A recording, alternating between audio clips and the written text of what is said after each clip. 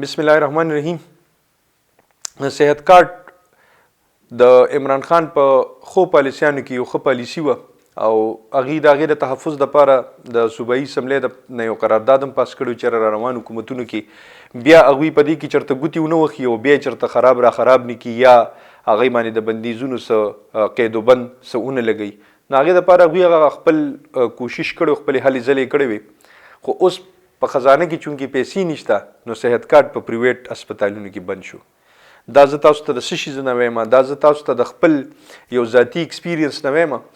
زمونږ څه مریضان پرون نه بله ورځ نارت ویسټ هسپتال ته تللي په حیات آباد کې چې کوم هسپتال دی آرمایي او نارت ویسټ هسپتال کې هغوی د زړه د بایپاس دپاره هغوی هلته ډاکټر صاحب سره ملو شي. ډاکټر صاحب ورته وویلي چې پریویټ هسپتالونو باندې صحت کارت بند شو.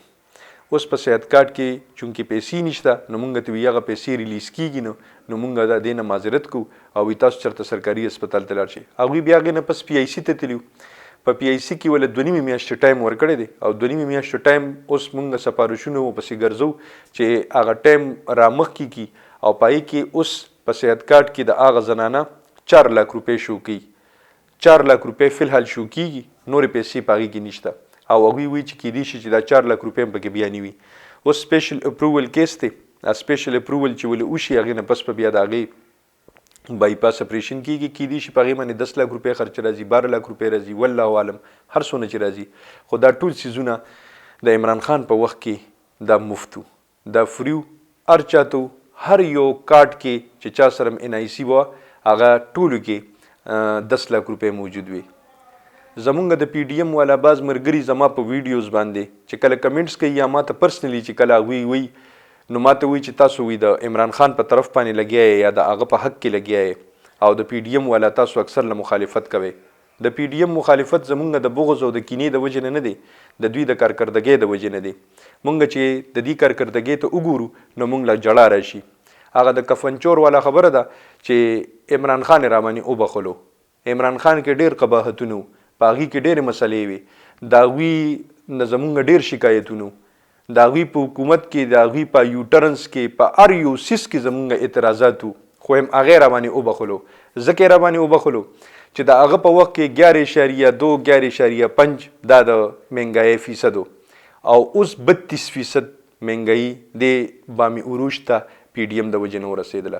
که دا د عمران خان نه اهلي وه او عمران خان نه اهل یا د عمران خان نه دا کوتاهیانې شوې یا د آی ایم ایف سره هغه معاهده هغه لیټ کړی وه، هر څه چې وو نو پرېښی به مو ولې م حکومت اغوستو، ولې م دا عدم اعتماد دا حرکت کولو. ټیک ته چې دا جایز حرکت دی، په آئین کې د دې گنجایش شته، خو لکه چې څنګه په شریعت کې طلاق ته نبی علیه السلام او الله پاک ناخوښه کار ویلی دی، په حلالو کارو کې دا ناخوښه کار دی. نبی علیه السلام فرمایي چې دا زما په حلالو کارونو کې ناخوښه کار دی. نو دغه شان دام په آئین کې چونکې د دې گنجایش شته چې سبا یو داسې یو کار کیږي په هغې باندې نو چې وشي پې. خو زمونږ په آئین کې چې دا د دې گنجایش و نو دا په کار دا وکنه چې دوی خو ټول عمر هم دا جړا کړې وه چې جمهوریت پټلی سے نہ اتر جائے، جمهوریت پټلی سے نہ اتر جائے. نو دا اوس چې کوم مقام ته مونږ رورسېدو دا په څه وجه باندې رورسېدو؟ عمران خان د دقې معاشیت سره چې دی اوس وایي چې ساګدار پې د مخکې ورځو کې غوسه او هغه پې دا خپلې خبرې اترې کولې چې یاره هر څه تباه و برباد مونږ ته میلو. نو چې دا هر څه تاسو ته تباه و برباد میلو نو نه به م اخیستل، الیکشن طرف ته به تللی وې. خو چونکې تاسو خو په دې سوچ باندې راغلی نه وې او ستاسو دا سوچ اونه چې یاره موږ به د عوامو ته څه ریلیف ورکو، تاسو ځان ته ریلیف ورکولو هغه م ورکو او ټولو ته خپل ریلیف میلو شو. اوس په نګران سیټ اپ کې چې تاسو کمې کاروایانې شروع کړلې دا اوس خلکو ته ښکاري نه، د دې بدلې به تاسو نه خلک نه اخلي. بیا د الیکشن کې د ووټ په صورت کې دا ټولې هر څه تاسو ته را روان دي. عمران خان د دقې خراب معاشیت سره صحت کارت چلولو، احساس پروګرام یې چلولو، لنګرخانې یې چلولې، دا ټولې خبرې د هغه سره د دې خراب معاشیت سره روانې وي. نن تاسو د ښه معاشیت سره چې تاسو وایئ چې موږ سره تایکونز دي د معاشیت والا او د معیشت والا کسان دي موږ سره او موږ سره اسحاقدار دی چې هغه به ډالر ته بریک ولګوي، هغه هر یو کس تاسو ټرای کو، مفتي اسماعیل تاسو ټرای کو، اسحاقدار تاسو ټرای کو د هغې نه باوجود هم ستاسو په کارکردګۍ کې څه فرق موږ محسوس نه کو عوامو محسوس نه کو نو ځکه زمونږ دا ګیلې د پی ډي ایم نه جوړیږي. اوس کو لکه که مونږ وایو چې قومي حکومت تی جوړ شي او هغوی به مونږ دپاره یو خاص څه لار او یو منزل به مونږ له د هغې تعین به وکړي نو د پی ټي آی نه خو علاوه نورې ټولې پارټیانې تقریبا په پی ډي ایم کې موجود دي. داسې یو پارټي هم تې بار نشته ما سوای د جماعت اسلامي او د پی ټي آی نه. او د جماعت اسلامي والا خو په دغه کې ایم ان ای شته دم نه. یو ایم ان ای عبدالاکبر چترالی صاحب دی هغه هم داسې دی چې کله نه کله هغه آواز اوچت کړي او هغه هم په بعض شرعي مسایلو کې چې کله هم څه خبرې وي هغه آواز خپل اوچتوي.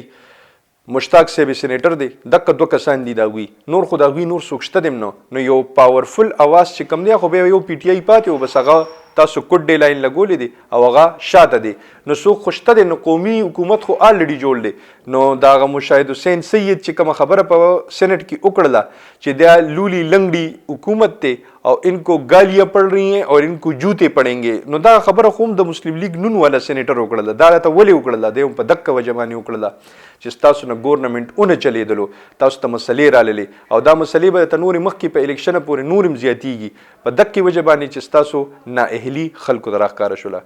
خوشحاله او بریالي اوسئ د لوی الله په امان.